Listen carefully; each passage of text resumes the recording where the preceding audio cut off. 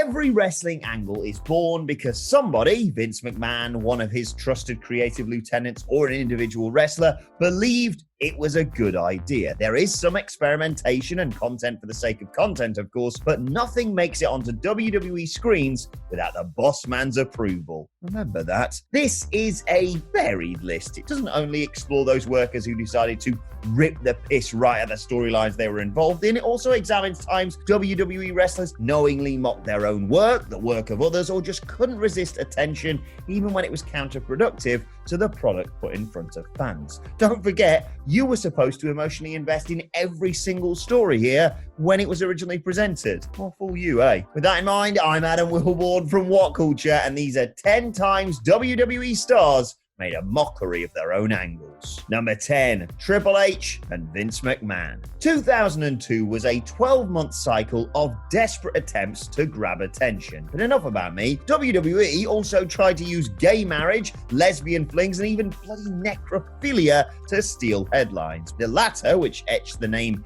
Katie Vick into fans' brains forever, was the only O2 angle brought up in 2020. Vince McMahon and Shawn Michaels mentioned the mannequin mauling on the 24th of April edition of SmackDown to poke fun at Triple H during his 25th anniversary celebrations. He, you'll recall, was the unfortunate soul handpicked to molest a dummy on live TV whilst wearing a Kane mask. When Vince came out on stage to pay tribute, he couldn't resist digging trips for the Vic saga by saying, "You stooped that low? It's absolutely surreal that a story about depressing subjects like fondling the dead was dragged back up to pop the boys 18 years later."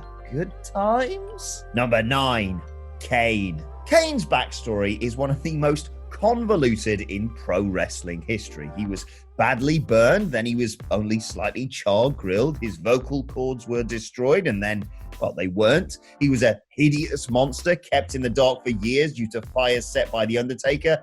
Then he lived a relatively normal life that included some aforementioned Katie Vick horrors. His lore is a mess. To his credit, Kane made light of the entire saga during an anger management segment on Raw in 2012. There, he consciously laughed at his own character's absurd history by running through it incredibly dryly. His straight face contrasted mightily with fans suddenly realizing how many ridiculous twists and turns WWE had taken. The entire Team Hell No run Kane and Daniel Bryan enjoyed is worth revisiting, but this stoic storytelling scene is especially must-see. Number 8, Rusev and Lana. The disastrous love swap angle involving Rusev, Lana, Summer Rae, and Dolph Ziggler was a blight on 2015. Nobody thought Ruru and Lana should split in the first place, but WWE's creative team believed the time was right to try and Americanize their ravishing Russian by putting her with super hip, cool, radical dude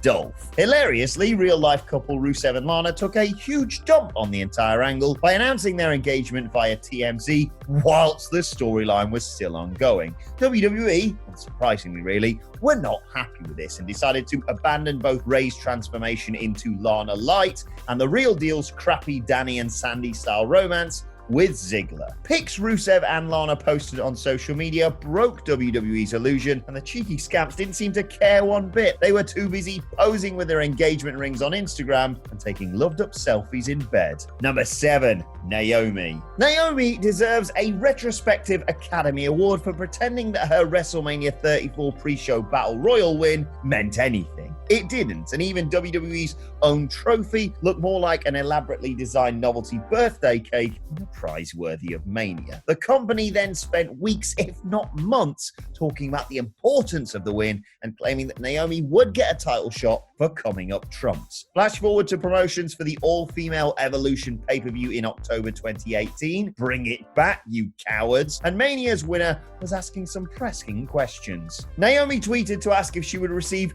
2 title opportunities for winning another Battle Royal at Evolution. She also pointed out that WWE never actually shipped the WrestleMania Cup to her in the first place.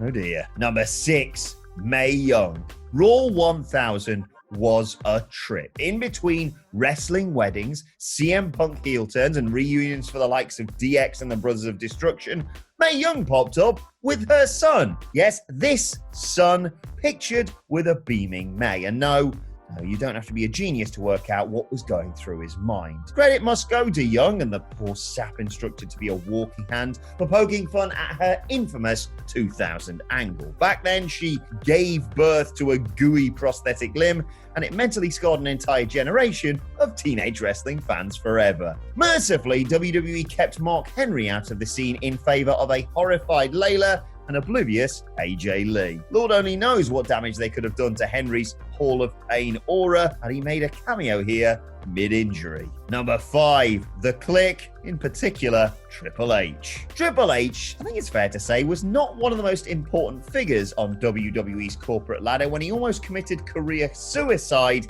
in May 1996. He was the Connecticut Blue Blood Hunter Hearst Helmsley, and he was a mere mid-carder next to major stars like Shawn Michaels, Diesel, and Razor Ramon. That quartet notably broke character to hug in-ring during one MSG house show, and it caused a meltdown amongst old-timers behind the scenes. Kevin Nash and Scott Hall were off to WCW, so they couldn't be punished, and Shawn was exempt because of his importance to the WWF cause. That left Hunter to take the rap. Admittedly, this one is a bit different. It doesn't pinpoint one exact storyline, but rather someone's overall gimmick as a whole. Still, it counts because Triple H nearly destroyed his run in the promotion before it really got started, and he didn't endear himself to the old guard by publicly breaking character. Number 4, Shawn Michaels. Punch something like WWE overselling into Google or Bing, and you'll likely stumble across the antics of Shawn Michaels at SummerSlam 2005. That pay-per-view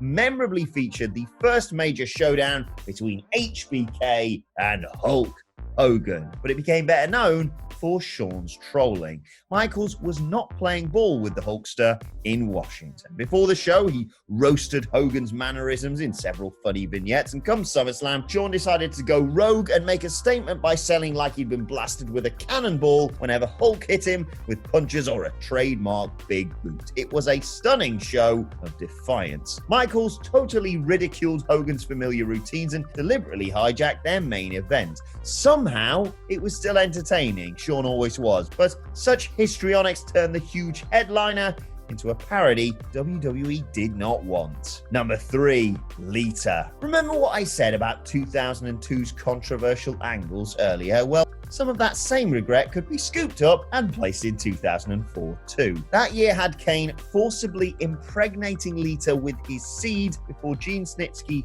caused Kane to fall on her and have a miscarriage. In 2005, Snitsky suddenly developed a foot fetish that Edge was somehow keenly aware of. He was easily manipulated into doing the rated R superstar's bidding in exchange for a go on Lita's tootsies. And the willing redhead even decided to absolve Gene of any blame for that aforementioned baby incident. She actually thanked him and admitted she was better off not birthing Kane's spawn anyway. Downright creepy. Number 2, Sonya Deville and Mandy Rose. Right, before we launch into this one, it is important to note that both Sonya and Mandy deserve incredible amounts of respect for the way they handled a personally traumatic situation in August. It is great to see that they are supporting one another following a harrowing home invasion nightmare. Anyway, when it comes time for lists like ex-best WWE feuds of 2020, Sonya Deville versus Mandy Rose will be right up there. No, the no DQ loser leaves WWE match at SummerSlam wasn't quite the hyper-violent blow-off it needed to be, but their interactions on the mic and the character development both women experienced were stunning. This might have been a feud WWE could have come back to, had Sonya not just ruined that